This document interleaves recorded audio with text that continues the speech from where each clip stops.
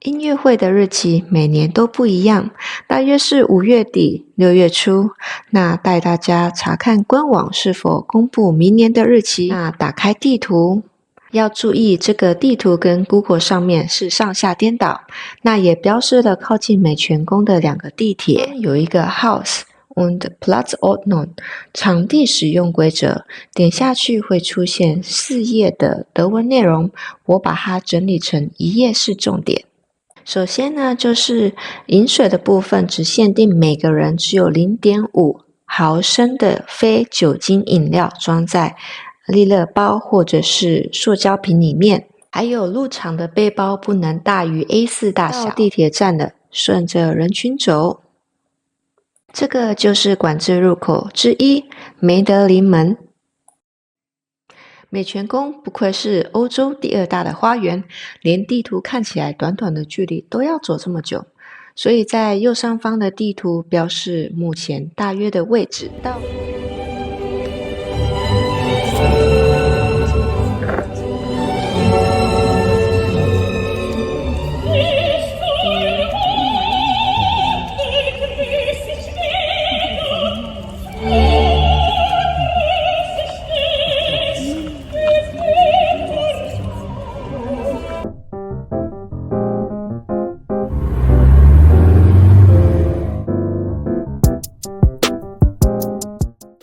Hello， 大家好，欢迎来到荔枝欧洲生活的频道。今天我要介绍奥地利个人觉得很棒的活动——维也纳爱乐夏日音乐会。为什么呢？美泉宫是奥地利最出名的景点之一，它是哈布斯堡王朝的夏日宫殿。美泉宫在欧洲的华丽程度和大小仅次于法国的凡尔赛宫，在1996年被联合国列为世界遗产。然后维也纳爱乐乐团也是世界上最顶尖的交响乐团之一，所以在美泉宫这么美丽的地方，听着维也纳爱乐乐团的现场演奏，这是一个多么完美的体验。重点还是免费的，非常推荐大家把这个行程规划进去哦。这么棒的活动要怎么安排呢？接下来就详细介绍整个的细节。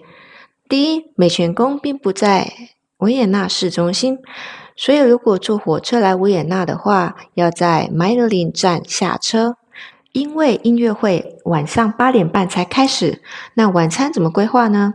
从麦德林火车站顺着麦德林 Hauptstraße 步行到美泉宫，这条街蛮热闹的，也是红色箭头的部分，有很多各国的餐厅可以选择。所以虽然从右下方的火车站走到上方的饭店需要半个小时，有点久，但是因为中间吃个晚餐，再走个15分钟过去饭店，觉得一下子就到了。饭店的位置也很不错，先 check in 后再走个10分钟就到美泉宫了，感觉蛮顺的。那饭店的开箱会放在音乐会之后。音乐会的日期每年都不一样，大约是5月底、6月初。那带大家查看官网是否公布明年的日期。今年2024年在6月7号，那今天是7月初就已经公布了明年的日期了。带大家找一下，上 Google 打关键字维也纳夏日音乐会2025，第一个点进去就是官网。看到明年是6月13号，星期五。那往下看有简单的介绍。露天音乐会每年在美泉宫公园举办，该公园被联合国科教文组织列为世界遗产。乐团指挥台和观众席在巴洛克公园中间。然后还有节目表，根据今年的经验，节目表好像是3个月前左右才公布的。不过志在参加，演奏什么都无所谓的，对吗？除了维也纳爱乐交响乐团演奏外，还有女高音演奏2首咏叹曲，一首是瓦格纳的《唐怀瑟》，第2首是威尔第的《命运的力量》。看完节目表，来看一下音乐会的地图吧。回到官网，点游客服务，这边有所有的注意事项，像是下午5点左右开始入场，那打开地图，要注意这个地图跟 Google 上面是上下颠倒，那也标示了靠近美泉宫的2个地铁。一出站顺着走就可以看到标示的入口，那另外舞台在城堡的入口处，标示2号的地方。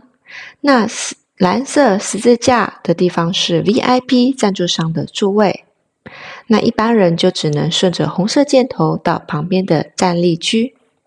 其他的注意事项呢，我把它列在这边咯。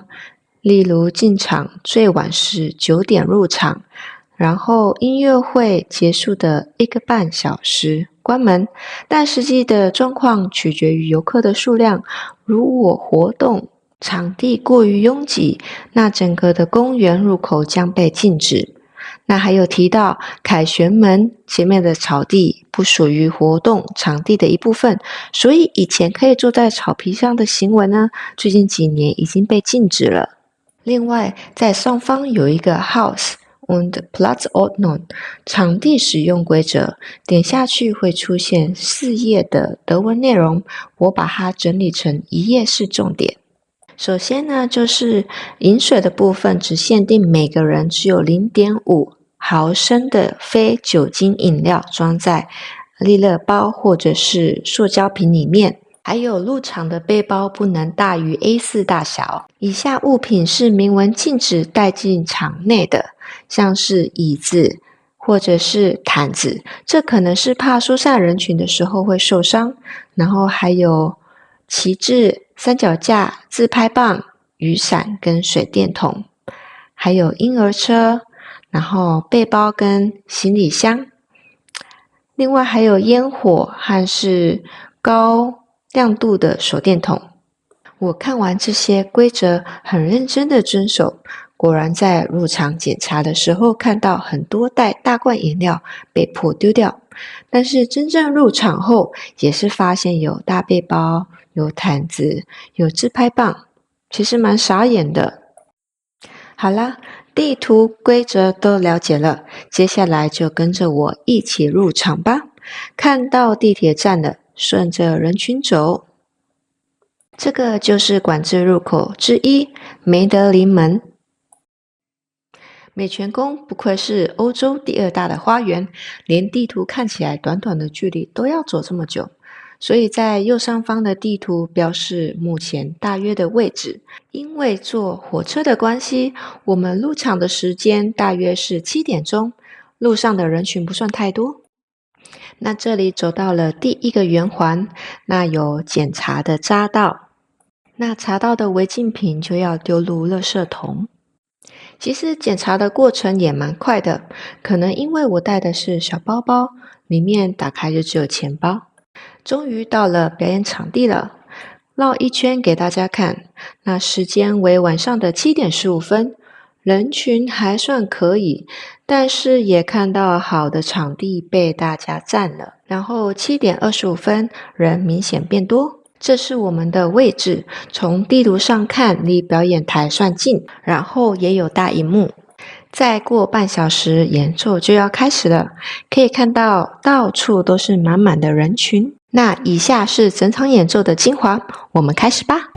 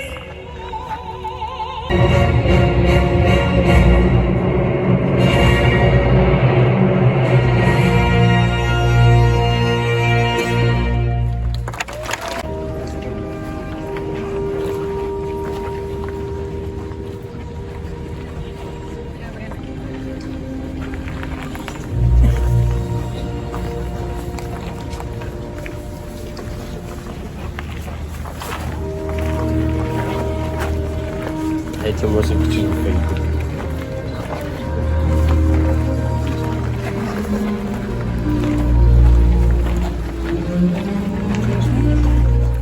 演奏会结束啦，慢慢的跟着人群散场，灯光也很明亮。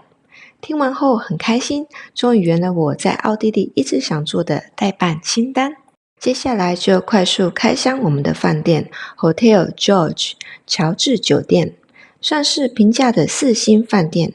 大厅小巧简单，但是房间真的蛮不错的。而且以维也纳来说，这个房间空间也很大，浴室也很宽敞。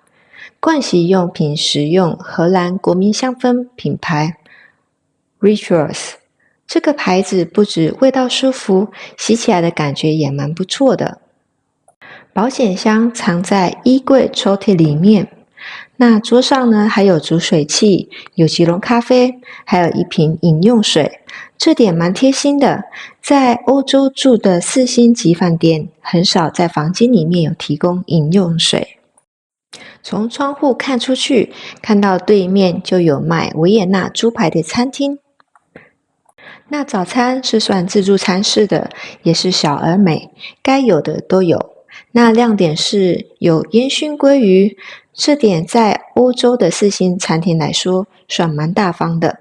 整体而言，在这么盛大的节庆中，提早订1个晚上呢，它才不到100欧，所以 CP 值来说算得非常高。好啦，就介绍到这边，希望你喜欢我的影片，别忘了按赞、订阅、加分享，我们下次见，拜拜。